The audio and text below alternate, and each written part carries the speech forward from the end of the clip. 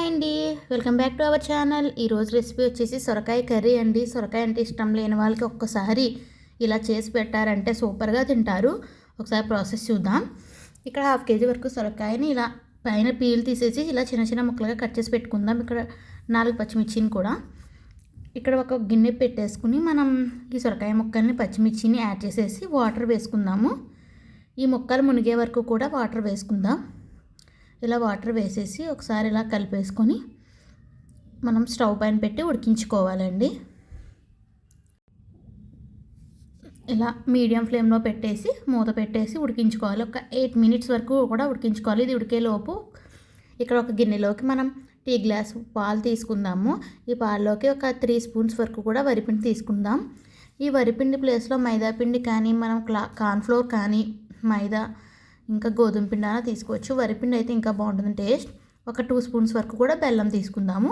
ఈ బెల్లం వేసేసి ఒకసారి బాగా కలిపేద్దాం. ఇక్కడ బెల్లం కొంచెం గడ్డలుగా ఉన్నా కూడా మనకి పాలులో మనకి మొత్తం కరిగిపోతుందండి, ఏం ప్రాబ్లం లేదు. ఒకసారి ఇట్లా బాగా కలిపేసుకొని ఉండలు లేకుండా కలిపి పక్కన పెట్టేద్దాం. ఇలా ఒకసారి బాగా కలిపి పక్కన పెట్టేసుకుందాము. మనకి కర్రీ లాస్ట్లోనే యాడ్ చేసుకోవాలి ఇది. సో పక్కన పెట్టేద్దాం. నెక్స్ట్ ఒకసారి ఇలా ఉడికిందేమో చూద్దామండి. 8 minutes తర్వాత ఇలా ఒకసారి బాగా కలిపేసుకుందాం. కొంచెం గట్టిగా ఉన్నట్టుంది, ఇంకో 2-3 minutes ఎక్స్ట్రాగా ఉంచుదాము. నెక్స్ట్ ఒకసారి చూద్దామా. చూసారు కదా, కలర్ అయితే మొత్తం చేంజ్ అయింది కదండి.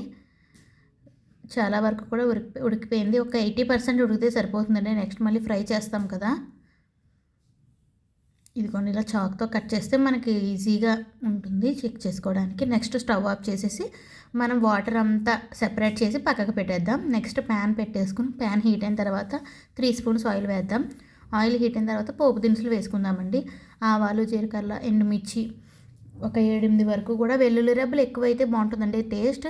కరివేపాకు, కొత్తిమీర, ఎండుమిర్చి కూడా వేసేసి బాగా వేపేసుకుందాం. వేగిపోయిన తర్వాత ఈ ముక్కల్ని యాడ్ చేసేద్దాం. ఆనపకాయ ముక్కల్ని ఒక్కొక్క ప్లేస్లో సొరకాయని ఆనపకాయ కూడా అని కూడా అంటారు కదండి. ఇలా ఒకసారి మీడియం ఫ్లేమ్లో పెట్టుకుని బాగా వేపుకోవాలి. ఇలా పోపులో మొత్తం ఈ ముక్కలు కలిసిపోయిన తర్వాత మనం పసుపు అది యాడ్ చేద్దాము. ఇలా 1/2 teaspoon వరకు కూడా పసుపు వేద్దాం. ఒక 1/2 teaspoon వరకు కూడా సాల్ట్ వేద్దాము. సాల్ట్ కొంచెం తక్కువే వేసుకోండి, సరిపోకపోతే కనుక వేసుకుందాం లాస్ట్లో.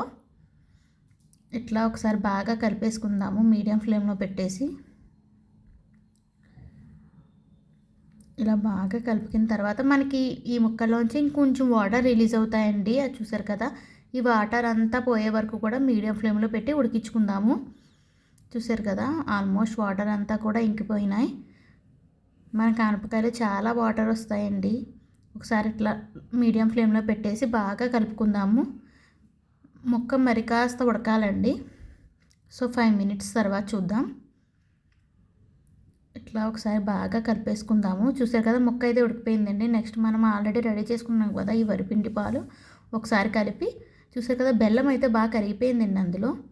సో ఇలా మనం ఈ పాలు వేసిన తర్వాత వెంటనే కర్రీ దగ్గరికి పడుతుందండి, ఎందుకంటే వరిపిండి వేస్తాం కదా. సో ముక్క బాగా ఫ్రై అయిన తర్వాతే మనం వేసుకోవాలి. చూసారా, ఈ పాలు వేసిన వెంటనే దగ్గరికి పడిపోయింది. ఈ స్టేజ్లో ఉండగానే మనం వెంటనే స్టవ్ ఆఫ్ చేసుకోవడమేనండి, అంతే.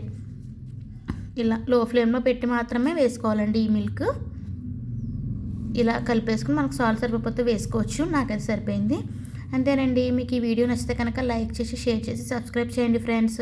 ఒకసారి మీరు కూడా ఈ కర్రీని ట్రై చేయండి. బాయ్.